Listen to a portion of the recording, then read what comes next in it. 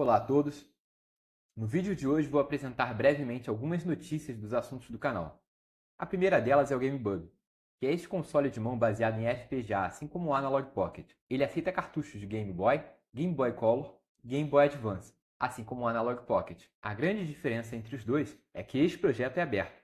Todos os arquivos necessários para a montagem do hardware e compilação do software estão disponibilizados na página do projeto do GitHub.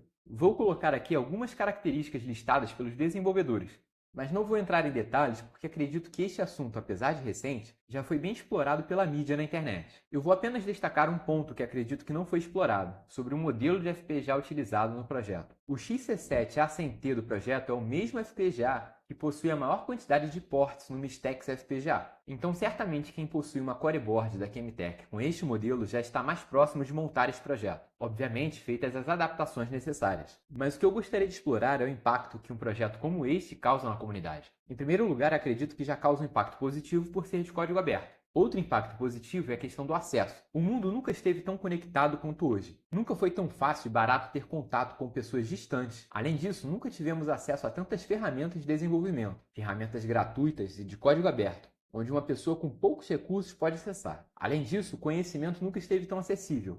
Livros, artigos, revistas, vídeos, opiniões, coisas que muita gente não teria acesso há um tempo atrás. E agora existe uma grande variedade de empresas dispostas a produzir placas de circuito impresso, plásticos, membranas, mecanismos metálicos, e feito sob demanda, muitas das vezes com pedidos de quantidades mínimas insignificantes, sem falar nas facilidades de hoje sobre ferramentas mais rápidas de prototipagem, como impressão 3D, corte a laser CNC. Todos esses fatores multiplicam a quantidade de projetos como este e em outras áreas. Esses fatores em conjunto têm empurrado para baixo o preço de produtos de empresas que antes tinham margens muito maiores, porque não tinham muita competição. Não tinham projetos abertos disponíveis, assim como tem dado oportunidade a empresas menores que não tinham como entrar em certos mercados por conta de barreiras hoje inexistentes. Mesmo que alguém resolva cobrar um preço alto em um produto, é muito mais fácil hoje, por exemplo, um grupo de pessoas se reunirem e discutirem aquele projeto juntos e apresentarem uma alternativa. E todos os fatores que eu citei fazem com que o acesso à tecnologia seja cada vez mais amplo, seja por preços mais baixos ou pelas facilidades no processo de desenvolvimento. Uma notícia nesta mesma linha é o anúncio recente do Fábio da Gamescare, que prometeu abrir um projeto de cartucho de Mega Drive com uma extensa lista de funcionalidades. Eu não sou desenvolvedor da plataforma, mas eu acredito que estas configurações sejam mais do que confortáveis para o desenvolvimento de novas homebrews e também para aproveitar toda a biblioteca existente do console. Na minha visão, esses recursos me parecem tornar este cartucho mais do que um Everdrive comum. Não pela conectividade Wi-Fi, porque isso me parece apenas uma questão de conforto, mas pelos processadores ARMs que atuarão como decoders para o Mega Drive, que certamente estenderão e muito as capacidades de hardware do console. O último projeto que eu vi com uma proposta semelhante foi de um cartucho de Doom para o Nintendinho, que me trouxe uma série de questionamentos sobre os limites da emulação sem descaracterizar o potencial de um determinado hardware. Eu digo isso porque, em um ponto de vista mais leigo, parece surpreendente ver um cartucho de Nintendinho rodando Doom com uma qualidade superior à de muitos consoles de geração, inclusive mais novos, e com mais fluidez. Mas, na verdade, trata-se de uma Raspberry Pi rodando Doom em seu hardware nativo e enviando apenas um sinal de vídeo compatível com a PPU do Nintendinho. E o mesmo se dá para o áudio e para as entradas do controle. E não é uma crítica. A própria concepção deste projeto já é um feito admirável.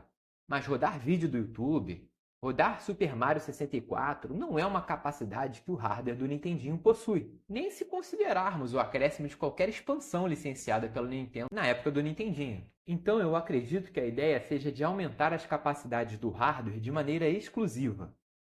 Onde eu quero chegar com esse exemplo é que colocar uma capacidade de descompressão em um cartucho, cálculo de gráficos 3D, saída analógica de áudio e com cuidado de proteger o conteúdo digital de jogos de desenvolvedores terceiros por meio de criptografia, dependendo das melhorias do hardware, pode ser que toda a estética dos jogos do Mega Drive seja descaracterizada, que, apesar de serem limitações, é o que dá identidade ao console. Pode ser que os desenvolvedores queiram colocar cutscenes, coisa que acredito que só tinha no Sega CD. Como eu entendi que isso é um projeto para o público em geral, isso me faz perguntar se de repente não seria melhor lançar um console novo com as capacidades extras, porém retrocompatível com o Mega Drive. ou anunciar o produto com uma melhoria do Everdrive do Crix, acredito também que houve uma decisão proposital de não colocar uma saída de vídeo no cartucho, para não matar o projeto do Neptune da Gamescare. Apesar das dúvidas, desejo muito sucesso à Gamescare e aos desenvolvedores. O público sai ganhando com este anúncio. E para finalizar, um breve recado aqui do canal. No dia 22 de março de 2025, eu estarei presente na MSX Rio para apresentar as novidades da MSX Go Audio. Então, quem tiver interesse em ver uma demonstração e conhecer melhor o hardware, poderá me encontrar pessoalmente por lá. Agradeço a atenção de todos e até a próxima.